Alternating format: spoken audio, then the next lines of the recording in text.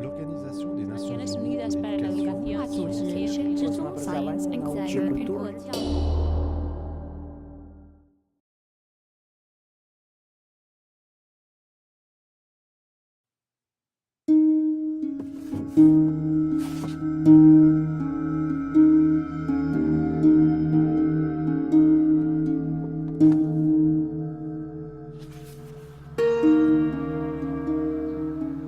Heures du matin, avec ma douce de Math à Engi, puis vers le haut par Mühlebach.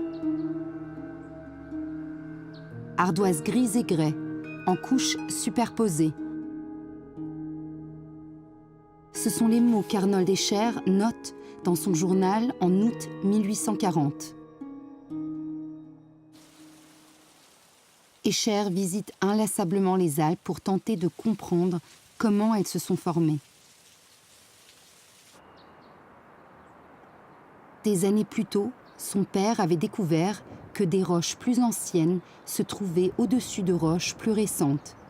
Mais Léopold von Buch, un géologue très influent à l'époque, refuta cette possibilité. La Grauwacke ne peut en aucun cas reposer sur des calcaires alpins. Les notes et les dessins d'Arnold Escher confirmaient pourtant la thèse de son père. Même si elle semblait invraisemblable, il restait persuadé qu'il y avait dans les Alpes glaronnaises un chevauchement colossal.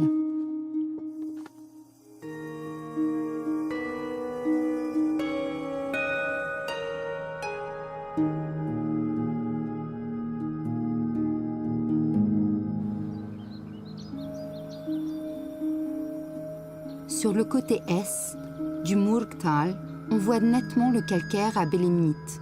En l'absence de fossiles, il ne fait aucun doute que le conglomérat rouge est plus ancien que les roches calcaires. L'idée du chevauchement colossal était trop audacieuse pour l'époque et les doutes subsistaient. Arnold Escher n'osa donc pas publier sa découverte. Mais c'est bien sur ces notes et ces dessins des Alpes glaronnaises, désormais en libre accès à l'École polytechnique fédérale de Zurich, que se fondent les connaissances actuelles sur le processus de formation des Alpes. Il y a quelques années, l'utilisation d'ondes sonores a permis de déterminer la nature des strates rocheuses jusqu'à 60 km de profondeur.